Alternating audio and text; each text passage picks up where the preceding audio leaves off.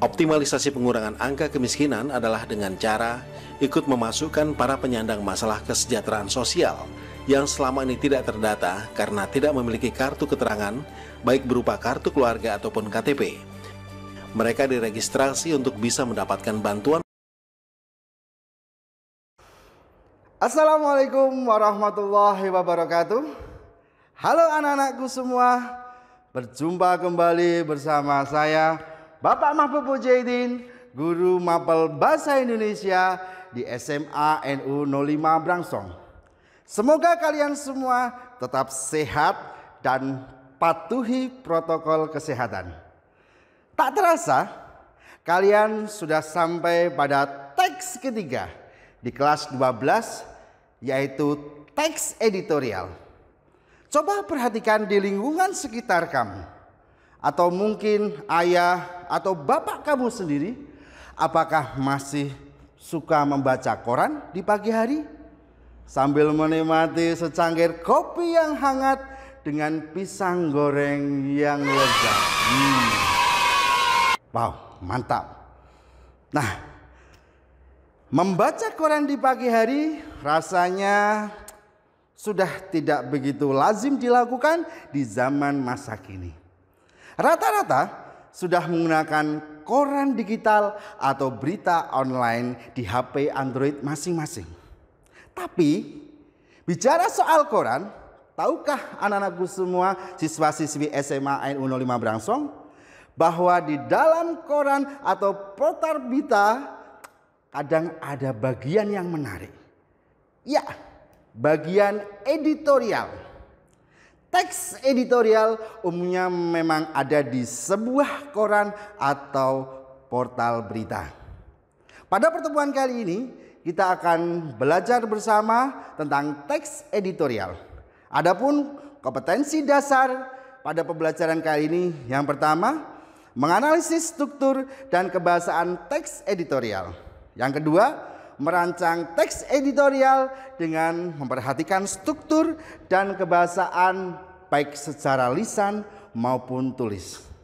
Tujuan pembelajaran kali ini, kalian semua mampu menganalisis struktur teks editorial dengan kritis dan semangat agar dapat merancang teks editorial yang kreatif, inovatif, dan bertanggung jawab.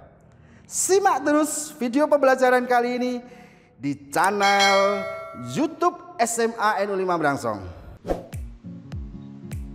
Materi teks editorial sebagai media berpendapat. Sub pokok pembahasan yang pertama, pengertian, ciri-ciri, dan sifat teks editorial. Kedua, informasi dalam teks editorial. Ketiga, ragam informasi dalam teks editorial. Keempat, struktur dan kebahasaan teks editorial. Dan kelima, rancangan teks editorial. Pengertian, ciri, dan sifat teks editorial. Editorial adalah tajuk rencana, suatu opini yang berisi pendapat dan sikap resmi suatu media sebagai institusi penerbitan terhadap persoalan aktual, fenomenal, atau kontroversial yang berkembang dalam masyarakat. Penulisan editorial atau tajuk rencana dimasukkan untuk membujuk opini publik, mempromosikan pemikiran kritis, dan kadang-kadang menyebabkan orang-orang bertindak atas isu tersebut. Pada intinya, editorial merupakan berita dogmatis. Teks editorial atau tajuk rencana pers papan atas memiliki ciri-ciri sebagai berikut. Hati-hati, normatif, cenderung konservatif, menghindari pendekatan kritis yang tajam, dan pertimbangan aspek politis lebih besar daripada aspek sosiologis. Teks editorial atau tajuk rencana pers papan menengah ke bawah memiliki ciri-ciri sebagai berikut. Lebih berani, atraktif, progresif, memiliki pendekatan kritis, dan bersifat tajam dan tembak langsung, dan lebih memilih pendekatan sosiologis daripada pendekatan politis. Sifat teks editorial atau tajuk rencana sebagai berikut. Yang pertama, krusial dan ditulis secara berkala tergantung dari jenis terbitan media. Kedua, isinya menyikapi suatu yang berkembang dalam masyarakat luas. Ketiga, memiliki karakter atau konsistensi teratur kepada para pembaca terkait sikap media massa. Dan keempat, terkait dengan kebijakan media bersangkutan. Subpokok pembahasan yang kedua, informasi dalam teks editorial. Jenis teks editorial dan tipe editorial, fakta, dan opini dalam teks editorial. Terdapat 3 jenis teks editorial, yaitu interpretatif editorial, kontroversial editorial, dan explanatory editorial. Masing-masing menjelaskan atau menginterpretasikan, kritis, persuasif, dan pujian. Fakta adalah perihal keadaan atau peristiwa yang merupakan kenyataan dan suatu yang benar-benar terjadi. Fakta yang disajikan dalam teks editorial berupa peristiwa dan data terkait dengan peristiwa yang dibahas. Sebaliknya, pendapat atau opini redaksi dalam teks editorial dapat berupa penilaian, kritik, prediksi, harapan, dan saran penyelesaian masalah. Subpokok pembahasan yang ketiga, ragam informasi dalam teks editorial. Isu aktual dalam media informasi. Penulis teks editorial akan memulai penulisan dengan cara mendata peristiwa-peristiwa yang berkembang dalam masyarakat. Peristiwa-peristiwa yang terjadi dalam masyarakat tersebut lalu diklarifikasikan ke dalam beberapa kelompok berdasarkan aktualitasnya, keluar biasaannya, dan keterbantahannya. Pendapat dan argumen dalam teks editorial. Beberapa unsur yang harus diperhatikan saat menyampaikan argumen sebagai berikut. 1. Berhubungan dengan masalah yang dibicarakan. 2. Dapat mempercepat pemahaman masalah, penemuan sebab, dan pemecahan masalah. 3. Tidak mengulang pendapat yang pernah disampaikan pihak lain. 4.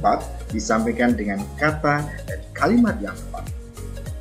Dan kelima, disampaikan dengan sikap terbuka dan sopan. Saran terhadap isu faktual dalam teks editorial. Unsur-unsur yang harus diperhatikan saat menyampaikan saran dalam teks editorial sebagai berikut. 1. Menghindari emosi dan prasangka negatif. 2. Mengungkapkan saran dengan objektif, logis, dan jujur. 3.